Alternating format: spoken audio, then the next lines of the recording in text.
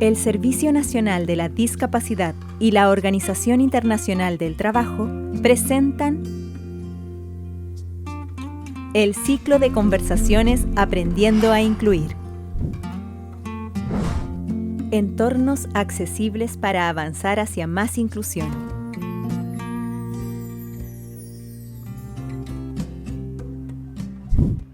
Muy buen día a todos y a todas.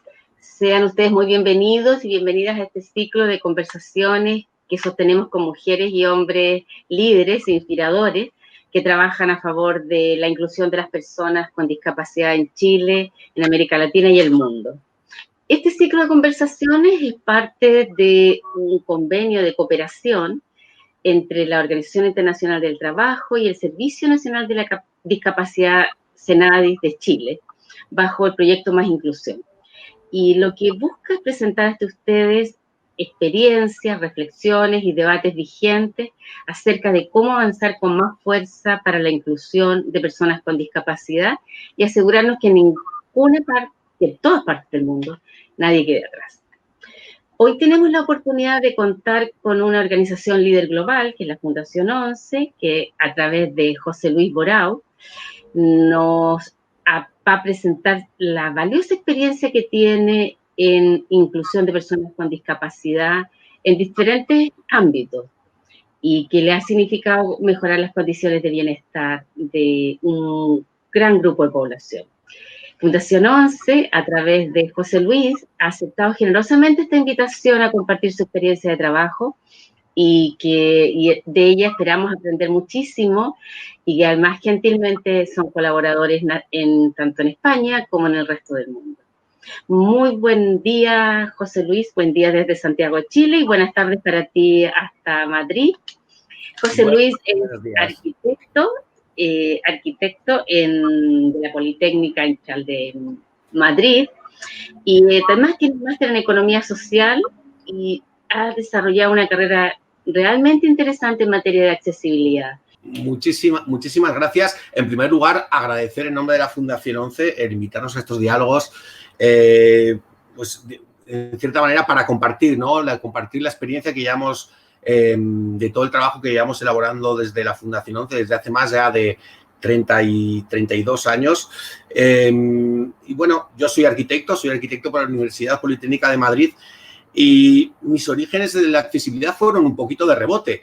Yo estaba estudiando la carrera y vivía en una residencia de estudiantes, en una de las asignaturas que por casualidad ese año pusieron nueva en la carrera era accesibilidad universal y me metí un poco a investigar, ¿no? Me metí un poco de rebote, ¿no? Casualmente la residencia de estudiantes en la que me alojaba tenía un gran compañero que actualmente es el director de Accesibilidad Universal e Innovación, es mi amigo Jesús Hernández, y que bueno, él es ingeniero, de hecho él es doctor ingeniero de Montes, y bueno, pues le empecé a preguntar, ¿no? Para preguntar cosas para poder hacer mi trabajo de esa asignatura, ¿no? Y a partir de ahí, pues me emocionó, ¿no? Me emocionó el ver cómo la accesibilidad es una parte del diseño, cómo la accesibilidad tiene que ser uno de los componentes intrínsecos de los proyectos, en este caso de arquitectura, pero en cualquier tipo de proyectos, ¿no? En proyectos de entornos, en proyectos de productos, en proyectos de servicios, ¿no? Y la accesibilidad como un medio y una herramienta para incluir a todas las personas de manera igualitaria y justa dentro de la sociedad, ¿no?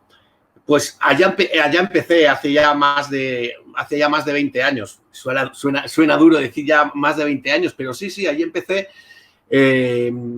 analizando proyectos que se estaban haciendo en entornos naturales protegidos aquí en España y revisando desde el punto de vista de la arquitectura, ¿no? A partir de entonces, pues bueno, pues empecé a trabajar, a colaborar con el Grupo Social 11 hasta, bueno, pues he pasado por diferentes etapas, ¿no? Inicialmente empecé en la Fundación 11, después dentro del Grupo Ilunion, que es el grupo empresarial de la 11 y de su fundación, y hasta llegar a esta nueva etapa en la que estoy ahora mismo, que soy el responsable del Departamento de Accesibilidad al medio físico, al entorno construido de la Fundación 11, ¿no? Sobre todo lo que me parece apasionante es, como os decía antes, que el diseño, yo cuando doy muchas charlas en las universidades, en empresas, en diferentes eventos, yo trato de evitar la palabra discapacidad, trato de evitar pronunciar la palabra accesibilidad.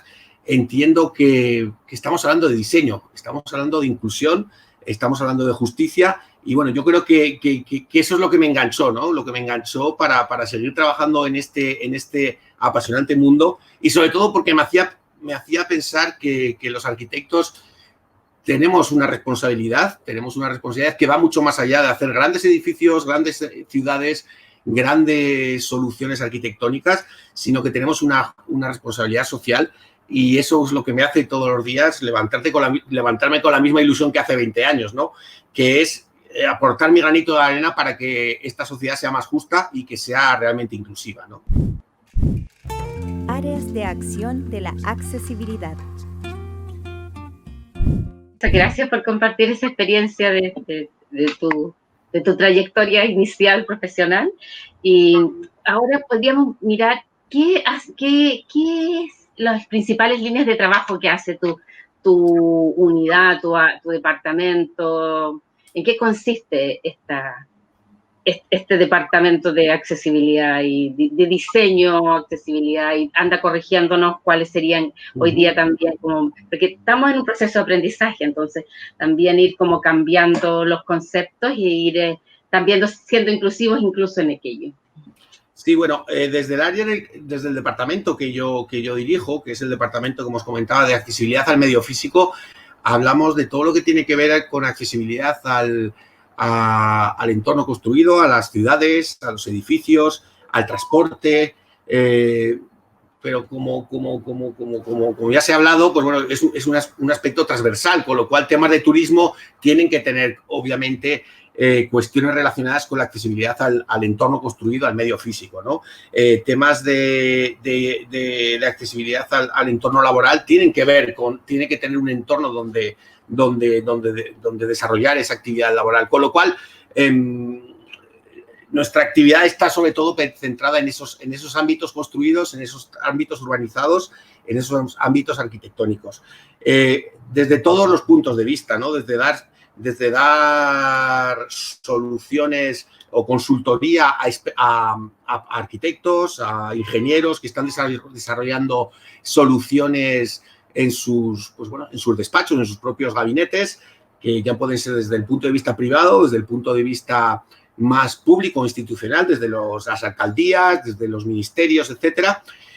Planteamos muchísima formación. Una de nuestras partes o de nuestras actividades más importantes es la generación de conocimiento, ¿no? La generación de conocimiento tanto en cuestiones relacionadas con la formación a técnicos municipales, a técnicos que realizan de manera libre el ejercicio de su profesión como arquitectos o ingenieros, pues tanto la parte, como os decía, la parte de formación online o presencial, y como pues en la parte de desarrollar guías, documentos técnicos que ayuden a los técnicos a crear, a diseñar sus proyectos de manera accesible, de manera inclusiva para todas las personas, ¿no?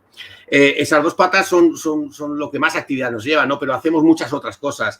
Planteamos cuestiones de innovación. La innovación dentro del área de la Fundación 11, en la que estamos dentro del área de la accesibilidad universal de innovación, y la parte de innovación es fundamental. Planteamos con diferentes empresas, con diferentes entidades, proyectos de innovación de cara a conseguir soluciones innovadoras que no podemos dejar al margen, ¿no? Vamos más allá de las rampas, que una rampa ya se supone que por normativa todos los edificios tienen que tener los accesos a pie llano. Vamos más allá del tradicional ascensor, vamos más allá de los aseos con sus asideros, con sus productos de apoyo instalados en él. Vamos mucho más allá, de la mano de empresas que están desarrollando soluciones, y nosotros les damos digamos, el feedback y la capacitación en materia de accesibilidad. Por ejemplo, sistemas de activación para ascensores cómo activa un ascensor, el ascensor una persona que, pues, por ejemplo, tenga discapacidad en sus miembros superiores y no pueda pulsar los botones de una botonera del ascensor. Bueno, pues estamos desarrollando con empresas de telecomunicación un mecanismo por el cual lo puedes activar o por la voz o por el teléfono móvil, etcétera, ¿no? Estamos desarrollando con colegios de aparejadores, colegios de arquitectos, bases de datos en formato BIM, que es la nueva forma que tenemos de diseñar los arquitectos. La fase 2, digamos, la fase 3.0 del AutoCAD y del render y todo esto.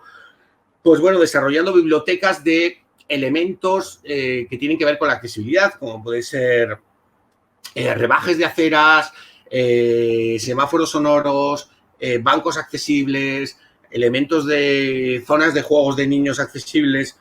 Pues estamos trabajando en sistemas en el dimensionado y diseño de elementos de esas bibliotecas BIM. Trabajamos en temas de normalización con ISO, con AENOR, que es la entidad normalizadora aquí en España, desarrollando normas para que las diferentes entidades se certifiquen contra esas normas. Trabajamos directamente con la administración pública, desarrollando y aportando nuestro punto de vista técnico en materia de accesibilidad en el desarrollo de normativas nacionales e internacionales junto con el Foro Europeo de Discapacidad, ¿no?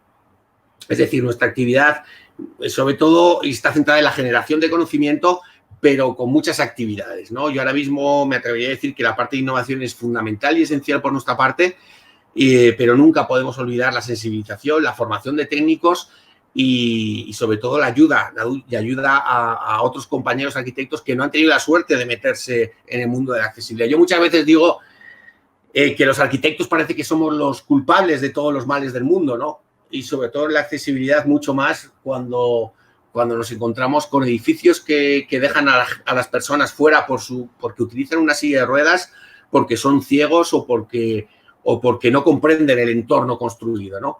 Parece que somos siempre los malos, pero es verdad que tampoco ha habido formación, no se ha dado formación desde las universidades. Esto es otra de las líneas que desde Fundación 11 trabajamos mucho, ¿no? La inclusión dentro de los currículum formativos de los profesionales del futuro, pues la inclusión dentro de esos currículos de cuestiones que tengan que ver con la accesibilidad, con el diseño para todas las personas, porque es la única manera que desde la propia formación inicial, pues bueno, pues se tenga como la accesibilidad y el diseño para todas las personas como un ingrediente más de todo el proceso proyectual, como puede ser la sostenibilidad, el ahorro energético, etcétera, ¿no? Yo creo que en esa línea es muy importante trabajar.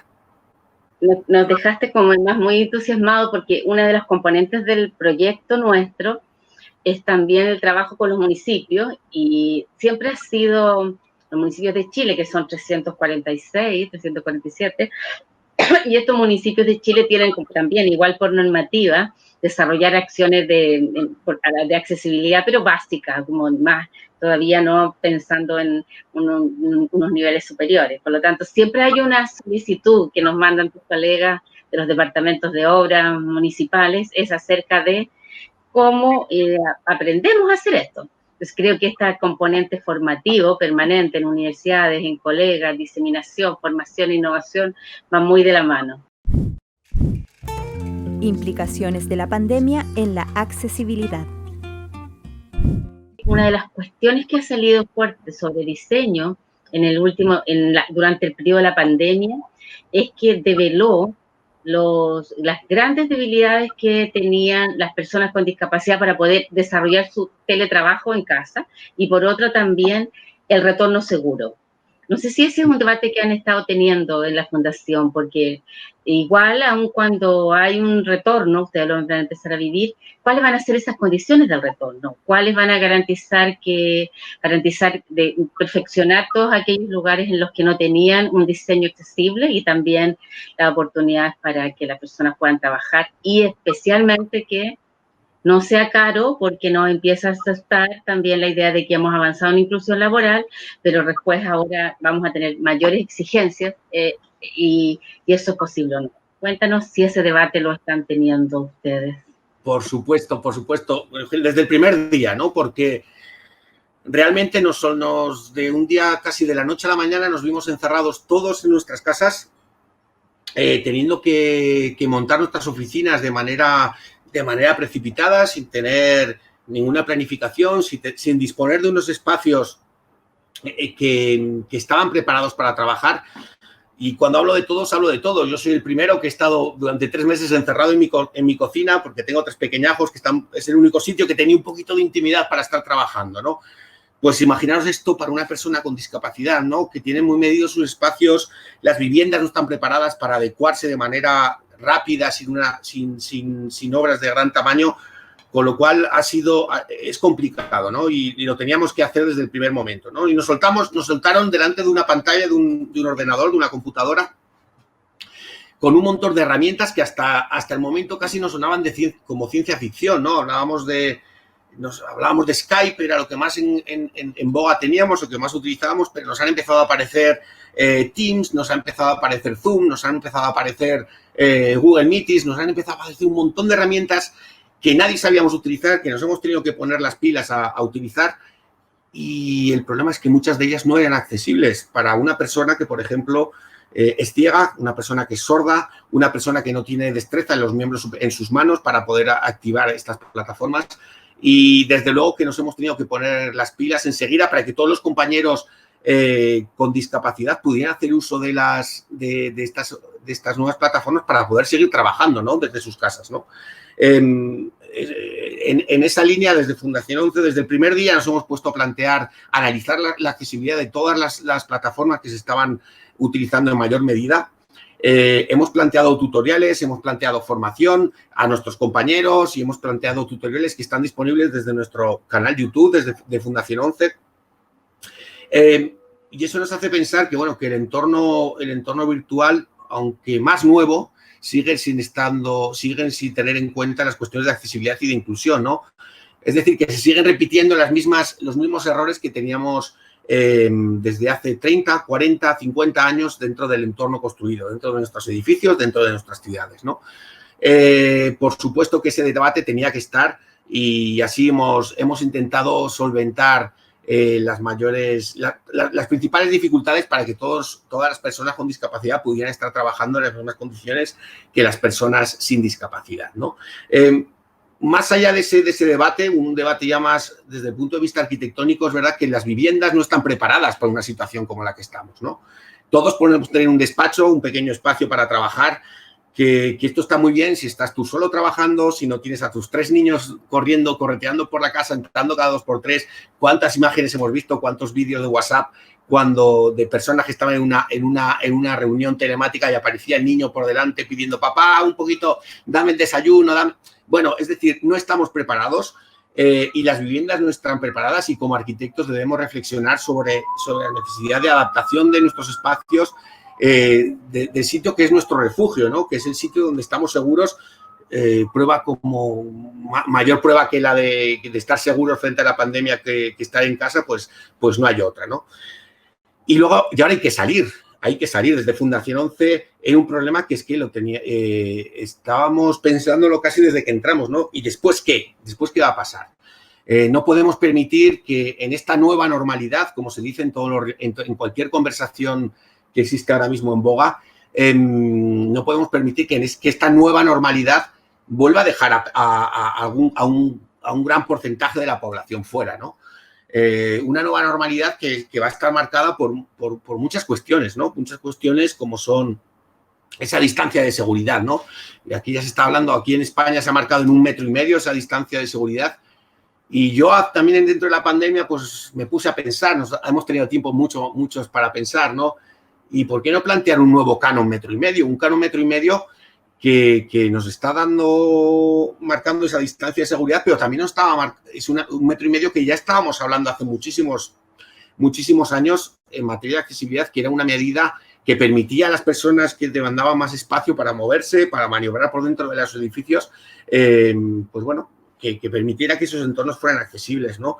Esos elementos como las mascarillas, la importancia de las mascarillas, por ejemplo, ¿qué va a pasar con las personas que leen los labios, ¿no? Que tienen problemas de audición y que leen los labios? Si ocultan parte de su rostro, no van a poder comunicarse con la persona que tienen enfrente, ¿no?